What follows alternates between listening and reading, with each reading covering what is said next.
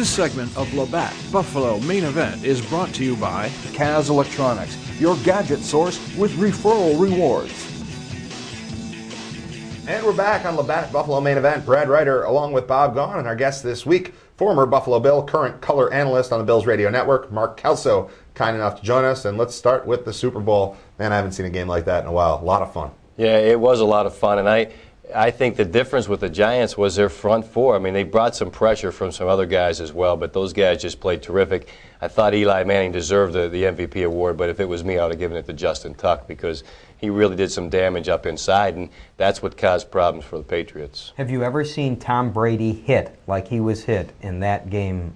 It was amazing. Yeah, well, I guess the tale of the tape is that I think the defensive line of the Giants handled the offensive line of the New England Patriots. I think when Hochstein came back in after Neal went out with the injury, it caused some problems as well because they were really doing some damage up inside. But no, I haven't seen him hit like that all year. I don't think he has been hit like that all year, and consequently, they really had trouble moving the football. Was it a game plan thing that other teams could have been doing all along, or was it just that the Giants were a better defensive front than other teams that have faced them? Yeah, I think they have a number of guys. I mean, and I don't know what the timing was there with Strahan, but he was coming off the edge like he was timing up the snap. They weren't varying the snap a lot, so I don't know what was going on there. I don't know if the snap count was being varied or not by Brady, but he was getting a great jump off the edge, and then he was getting some pressure on the outside. Umanura, I think they just have four guys who really can bring pressure.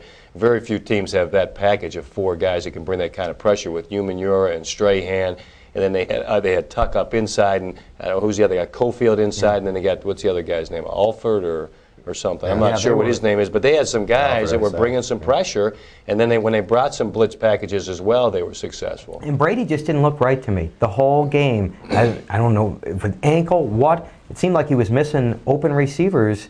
Even when he did, the few times he did have time, it seemed like he was missing open receivers. Yeah, I still think he played a pretty good game. There were a couple that I was surprised at. There were a couple of plays. I think one of the first plays of the game, he threw it down the middle. There was no one around. I'm not sure what he was doing there. Before they scored a touchdown with Randy Moss, he missed Moss in the end zone, which is pretty uncharacteristic of Brady. But again, you get hit, you have little nicks, and I mean, what he's on the probable list for the last 4 years, and I don't think there's never a question that he's not going to play. But the question is, he's always got some little nicks, so you throw him on there, and I don't know if he could step into throws, but I really think the pressure was the story, and they were grabbing and holding some of the receivers of New England as well, and that's what you have to do, and let the officials make the call, and if they're going to call it. But you have to be physical with those guys because they're still able to get loose, and they seem to know how to win ball games, and whether it's a three-point game and turns into a defensive battle or it becomes some kind of runaway shootout, they seem to know how to find a way to win, and yesterday, fortunately for the Giants, that they were to come back and close the deal. It's funny with this Patriots team. They're considered a dynasty, and I think rightfully so in this era.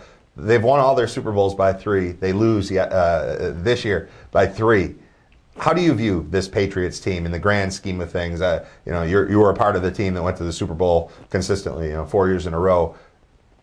But that was a different era. This is what the Patriots have accomplished has been remarkable. But how do you look at it?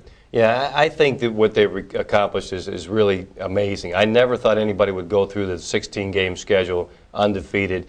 That was a feat that seems improbable. They had 3 chances this year where I think they really kind of squeaked out games and had an opportunity to get beat, but they were able to find a way to win. And it's almost with disdain that I say this, but I'm almost feeling sorry for the Patriots because I kind of wanted the Giants to win, but in the end, you look at it and you think, they were so close to that perfect season, and will you ever find yourself in a position like that again? But no question that the dynasty word, I think, is a little bit overused. I grew up in the 70s in Pittsburgh, and the Steelers were considered a dynasty for 6 years here. They won 4 Super Bowls in 6 years. And I think New England has done some things here in this era of the NFL that's pretty remarkable, that will be a very, very difficult feat to duplicate from a team standpoint. So, I mean, if you're going to coin any team a dynasty, I would say that they would have to get that label. Your views on Spygate and the controversy that has come out, and how much of an advantage, if the allegations are true, did the Patriots have? Yeah, well, First of all, Arlen Specter, hey, stay out of the NFL. What does the Senate, what does Arlen Specter have to do with the NFL? I have no idea. The NFL does a better job than any other professional organization of policing themselves and legislating the whatever penalties are going to be handed down. And Spygate to me means nothing. You got to play the game. It's played between the lines on the field. And I don't care if you have the playbook of the other team. You still got to call the plays at the right time. It's the chess match that kind of goes on as the game unfolds. And you try to see, you try to react to that. You call plays based on what defenses. You run defenses based on what plays you think are coming.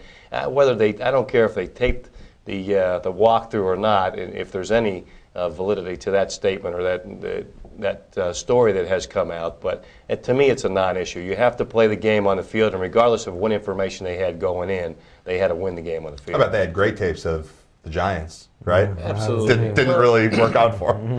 No, and again, I mean, they've studied them so much. They've studied everything they've done, and I don't think the Giants did anything different than they've done all year. So, I mean, you really know what your opponent is capable of doing.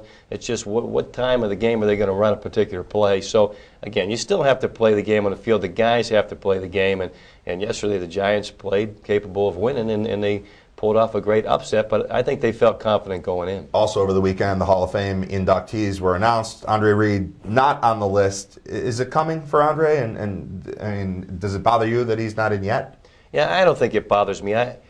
There was a lot of talk about what guys were going to go in and if Art Monk should go in. I think that was one of them. They put Art in, and that certainly would probably preclude a spot for Andre. I don't know if they put multiple positions in at a particular time. I think Andre's a lock in my mind for the Hall of Fame. It's just a question of when he's going to get in.